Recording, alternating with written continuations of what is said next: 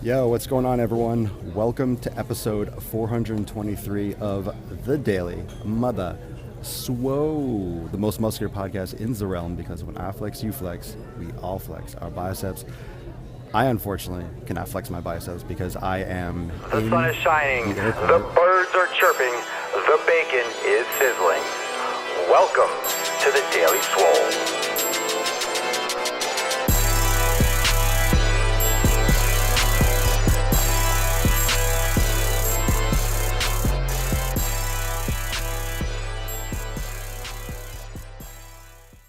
So look around, behind me, I got people all around me, so I am a little bit on the DL today. I'm incog, in Swolenito, so let me know if you could hear me. I think everyone can hear me. I have these headphones on because I think it's really noisy here, so I want to make sure that you can hear me. And today's episode is eating healthy when you're traveling and how it is completely and 100% possible. A couple strategic things that I did. I thought about actually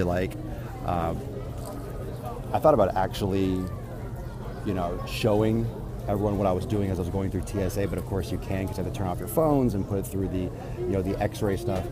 What I did, let's just start from the beginning. My flight wasn't extremely early, so let's talk about the process of eating right on the way to the airport. One of the things that people don't, Kelly, do you recommend meal prep and pack? One of the things that I always found amazing is the fact that people don't prepare their meals before they go to the airport. Now, one of the interesting things about air travel is that you are not required to eat their airport food, and a lot of people feel like they are limited. You know, let me just change hands here for a second. I have my gyro actually, but the headphones are actually catching. A lot of people think that they are forced to eat airport food. But that's actually not the case. You do not have to eat what they make for you. You can bring your own food. If you go through security, you are able to bring cooked food. You're able to bring shopping bags of food. If you know those canvas bags, you know, the reusable ones. I used to, when I travel, because I used to travel regularly, I would cook 2 or 3 dozen eggs, hard-boiled. I would make a big thing of sweet potatoes. I would bring like a pound or 2 of almonds or walnuts. I would bring, let's see, what else did I used to pack? Yeah, stuff along those lines. Actually, meat as well. Exactly, Anika, as long as it's not liquid. And that's where people get gummed up. They feel like, okay, I have my carry-on, right? I have my personal item, okay? But then they forget that if it's not liquid, you could bring it on the plane. When you bring food on a plane, they scan it like anything else, and then boom, you have all your food. Now, here's one of the tricks. And this is gold, because if you travel a lot, this is something that you're going to find very, very interesting. You could bring packs of tuna. You could bring packs of tuna because they're not flammable, it's not liquid. One of the things that's very interesting, let me just reset that. One thing that's very interesting with travel is a lot of you stay in hotel rooms. So if you don't have a place with a fridge, you might not have anywhere to put your food. So refrigeration might be an issue, but you might have a microwave there. So sometimes, you know, if you go to a hotel room, here's one of the tricks. You can get ice from the ice machine and pack your food. So you can bring like soft bags so you can put ice around it and put it in the sink or the bathtub. What you can also do, you can put ice like in a big garbage bag. What you can also do is freeze your food ahead of time. And a lot of people don't know this little trick. If you make, let's say, grass-fed beef patties, or you make chicken, right? If you freeze it ahead of time, when you bring it, it's going to slowly thaw. So if you freeze something solid, it's going to be good for a day or two just thawing out. Because a lot of you will have, wherever you go, you're going to have you will have a microwave handy or something to heat your food, but you just won't have a way to refrigerate, because a lot of places don't have refrigerators, but they have a microwave. So that's one of your options, or you just have it regular room temperature. Depends on how you like to eat your food. So freezing your food's an option. Hard-boiled eggs, things you can transport, but any kind of food you can bring, as long as it's not liquid. So you can't bring soup, you can't bring stew, but you can bring all that stuff. I literally used to bring a massive, massive grocery bag, because if you have a backpack, let's say your backpack is your personal item, you could bring your personal item like your backpack or your purse plus a bag. So you have a carry-on plus a personal item. So I would have a carry-on, I would have a backpack, and I would have a big food bag. Right now I'm not doing that because I am not going to a hotel room. I know I'm going to visit someone, so I will be having access to a full kitchen. I'll be able to go shopping, I'll be able to have a kitchen. So I'm not concerned about that. But for those of you that might be going to a hotel room, that's key. When it comes to hydration, hydration is an issue because they want to sell you a shitload of water. So all that bullshit about water not being safe, you know, there was one bomb scare or whatever it was when someone had something liquid, and now they make billions and billions of dollars a year on airport water. I threw it out, but let me bring this here. There you go, Tracy. So what I want you to do is, while you're watching this, if you have any of those airport tips and tricks that you want to share, just drop them in the comments below. Just drop them like what you do in the airport. Right here, you guys always see me drink out of this. This is my my hydro flask, right? There you go, Kelly. This is what you do. So I dumped this out before I got through security, because you can't bring liquid. I can't bring water through security. So I brought this and then I filled it up when I went past. But I actually bought water. But unfortunately, those Fiji waters, like a liter of water, $5. $5 fucking dollars. So they charge crazy amounts and they make a ton of money with it. I just did that because I tried the water and it tasted like shit. So the water tasted like shit and I didn't want to put up with it, so I just bought a Fiji water. But you can bring an empty water bottle. There's nothing dangerous about it. Like literally through security, I have in my bag, I have my laptop, I have my DSLR cameras, I have my tripods, I have attachments and metal bars. So like, if you look at what you can bring and can't bring on an airport, it's mostly flammable things, it's liquids, it's those items that are across the board hazardous. And most of the other things like batteries and phones and headphones and laptops and tripods, like they literally let me bring like long metal rods. Cold packs probably, I can't speak on that. I don't think cold packs will be allowed because they're gel. Most cold packs are gel and they might not make it through security. The only thing that you can do is, you know, be willing. I always tell people, never bring something through security that you're not willing to lose. If you're not willing to lose it, if you're not willing for them to be like, hey, you can't bring this through, then don't do it. I wouldn't bring a cold pack because gel they're not going to let on a plane. They know that. Most cold packs are liquid or they have some kind of gel base. Anything gel or anything like, you know, of that kind of nature, they're not going to allow on a plane. So when you're going through security, just know that you are at risk of losing something. They could take something away, or they might say, okay, you can't bring this. You have to put this on your carry-on. You have to, put this under the plane, and you might be able to go back to check-in. But just don't bring anything through that you're not willing to lose, that you're not willing to have them take from you. That's always a good, a good way to go about it. So I brought my water bottle. Of course I paid for the water, so it's, but I want to have my bottle on the trip. So the week or so that I'm going to be away, it's worth for me to pay the couple bucks now to have some water that tastes decent, that's filtered. Even if you can't see, yes, because they have X-ray, they can scan. Most stuff. Well, let's take some questions right now. Let's make this a little more Q&A because I'm not going to be yelling and taking off my shirt and flexing all crazy in the airport. I used to make up my pancakes, fish cakes, or anything I make into a patty. Tom, Yeah, most like foods, like if you do things, because if you're on your flight, you might want to eat something on your flight. If you have like a 4, 5, 6 hour flight, you're going to want to eat something while you're traveling. Like right now, I kind of screwed the pooch on that. I didn't actually bring any snacks. I didn't bring any I ate some food in the car, but I didn't bring any treats with me. I don't feel like eating candy. I don't feel like getting up and going and getting some nuts. I don't feel like dragging my stuff around.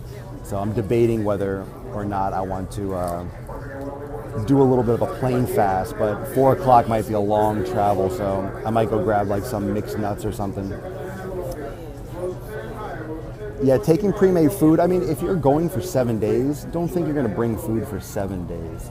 And there's always things that you might be able to, you might be able to go to a supermarket when you're there, or a gas station and get some plates. You might be able to get some condiments. There are things that you can adjust once you get there. But if you get the basics, like the big, the main items like the chicken and your main course, you might be able to get some things like microwavable vegetables or something. It depends.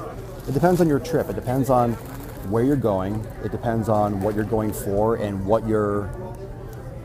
really depends on what your limitations are going to be. So if you know you'll have access to getting food, if you know you'll have access to a supermarket or travel or a kitchen, you're going to have a lot different options. But I know for a fact that a lot of people think that they're at the whim of what they're exposed to in the airport. Like if they're forced to eat airport food, they're forced to eat Dunkin' Donuts because there's only Dunkin' Donuts here. They're forced to eat, Einstein bagels or Food Network or whatever the hell they sell here, whatever they're trying to push on you. I did buy a coffee. Where the heck is my coffee anyway? There we go. Let's get some coffee going. Can't have a daily swole without coffee, can we? And no, the coffee is not bulletproof, but I probably could have brought some butter through security, but I wouldn't have made it with the if it was a very small amount, I might have made it with some MCT oil, but whatever. Most cold packs are liquid. Let's take some more questions. Mike, we'll do this a little more like a Q&A, a little Q&A session right now. Flying can be really fun. It can be a hassle now. It can be. I mean, if you leave enough time for it. One of the things that still baffles me is people still wear shoes that are you have to tie up. People wear belts to the airport. I wear sweatpants and I wear my little sport clogs I just slide on. I go comfortable. I used to some people dress up for the airport. Why? Traveling is the least comfortable thing. I want to be in a latex bodysuit where nothing I have to take off, nothing that gets in the way. Most hotels will allow you to ship FedEx or UPS to the hotel. That's true. If you're going ahead of time, if you know when you're going to be there. I mean, you could ship food, but that's, that might not be necessary. Some of you in premium saw when I traveled a couple months ago when I was driving, I brought to the hotel, I brought a hot plate so I can cook. And you could even, if you're driving, you could bring a microwave to heat things up. So you don't have to be at the whim of what the hotel will offer. But remember, if you're traveling and you're doing the hotel thing, you can just call ahead and see what they have and what options. Sometimes they can give you a microwave. Sometimes they can tell you if there's a store nearby. So like anything else in this world, most people don't prepare. Most people don't prepare. They don't call ahead. They don't say, oh, maybe the hotel will have something. If you call and say, hey, is there a supermarket nearby, or do you guys have microwaves, or do you guys have hot plates or something like that? And not to mention, if you're watching me right now live, which you are, and if you're watching me on your phone, you could just have GPS. You just look up your hotel or where you're staying and then Google the area and see what supermarkets and see what things are around or see what's in the surrounding area. So there's really no excuse to not know what's near a hotel, especially nowadays. What's my go-to travel meal? It's funny that you mentioned that, John. I didn't pack anything today. I ate in the car. I really didn't plan that much because the last 2 days I barely got any sleep and I was doing a lot of work and I was all over the place. So I actually didn't pack anything, but I ate in the car. I ate in the car before I got out, and I had some grass-fed lamb and I had some sweet potatoes. So I should be okay for a little bit. I might go grab something like some mixed nuts or some trail mix or something because I don't want to eat what they have on the plane because I'm not landing till 4:30. 4 hours, I might get a little bit hangry on the plane. I could flex. What about workouts? Do I hit a gym? It depends on what I'm going for. Like right now I'm going for a few days, so I'll have access to a gym. I'll probably be going to like an LA Fitness there with my friend. So I don't know. I might do, if you're in a room, that's why I love those of you that are Float Some Hearts. If you're in my live yoga program, live yoga is great because you can just do it anywhere. I mean, if I'm traveling for like a day or two, I might either do the hotel gym or maybe do some yoga in my room or maybe just take a day off and relax. Cinnabon. Cinnabon. You know what, John? I didn't see a Cinnabon here in this terminal. I'm in JetBlue. I don't travel, but can you imagine how hard this would be when traveling with someone who does not eat the same goals? I don't know. I mean, if someone wants to eat shitty airport food, let them. I think people worry too much about what other people want to do. If they want to eat shitty, then let them eat shitty. Fuck them. Like what someone else wants to do, even if you're traveling with people. And that's the thing. A lot of you have travel companions and you revolve like your success and your failure and you revolve like what you do around, someone else, but whoever I was with didn't want to eat that. They wanted to eat healthy. They wanted to eat shitty food. It's like, well, fuck that person. Let them go eat shitty food. Set the standard, set the tone, and let them go. If they're driving, then say, hey, can you go here? Because I don't want to eat that. Just because you're traveling with someone doesn't mean that you have to eat like crap. I think people automatically assume that, or it's an excuse, subconsciously used as an excuse, like, I'm with someone, so I can eat like crap. So I couldn't do it today because I was with John or Sam and they wanted to eat Cinnabon. So they wanted to go to Cinnabon. Doesn't mean you had to order something, pay for it, and then put it in your mouth. It's like, what does that have to do with what you want? Do they make you sit in the middle of the plane so it doesn't lean to one side? Mark, you are a smart man. Yes, I do get an aisle seat. I'm actually required by TSA, but by actually law, by the FAA to fly in one of the middle seats, usually like the C or the D seating, because if I am on one side, one of the engines usually gets overpowered, and if it's more than like, if it's more like a 2 or 3 hour flight, it will wear down one engine too much and can damage the plane. So absolutely, I have to be in an aisle seat. So very good question. Very good question. Let's see. I wonder if the flight attendant would heat up. I don't think that would be very stupid from a legal standpoint, because what if they heat up too much and burned you? I don't think that's wise. I don't think they won't touch your food. Not on a plane. No way. Maybe like if it's first class, but I doubt it. I doubt that they would. I really doubt it.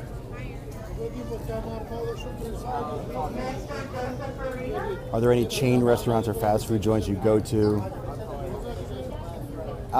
that I would go to?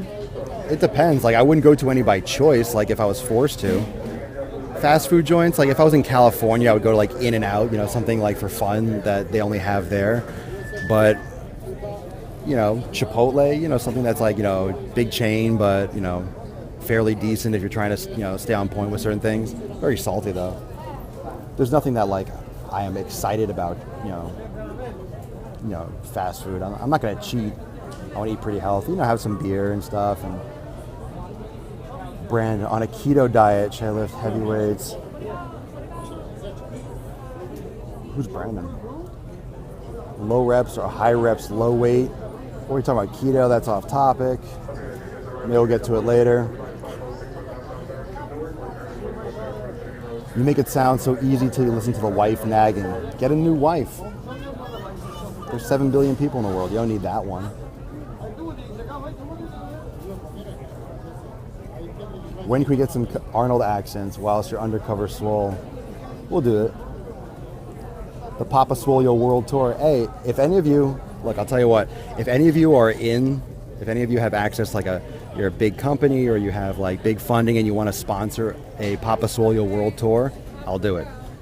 If you have anyone that wants to, if we can get some sponsors together, I am totally down for doing a Papa Swole, like US tour or world tour. I'm in. All right, guys, I am going to sign out. As you can see, we got the airport. Everyone's diligently working. There's actually like a workspace right there that I might try to snag. That way I can sit down. Actually, I'll probably get up because don't know what time it is, maybe like another hour, but I don't want to, I'm probably gonna go try to piss first, and also probably grab like some trail mix or maybe a chocolate bar or something decent, so I'm not getting too hangry on the plane, because I just realized like I might actually get a little bit, Papa Swole needs to get a little bit snacky, I think. So thank you so much, everyone, for joining me for episode 423 of The Daily Mother Swole. I'll flex, the most muscular podcast in the realm, because when I flex, you flex, we all flex our biceps. Episode 423, episode 423, live in Fort Lauderdale Airport. I will be traveling, so you're going to see a lot of different things from the backgrounds for the next couple episodes. The topics may be travel related, and maybe staying focused related. Premium, there'll be some exercise workshop demos and stuff. There'll be a lot of good content on Instagram and Instagram stories, so make sure you follow me there. Also make sure, if you are interested in the audio, to catch the podcast, all of them on SoundCloud and iTunes. You can also catch me on Anchor if you have that application. Some great motivation, great tips, and behind the scenes. Instagram stories. Peace out. Peace McGeese, deuce McGoose. Let me give you the flip. Boom, boom. And I'll see everyone tomorrow for episode 424. Those of you that are in premium, the accountability meeting might be a little bit earlier than 1 because it boards around 1 o'clock. So I might pop in a few minutes early to do the premium accountability meeting. So I'll see all of you there as well. Later, fam.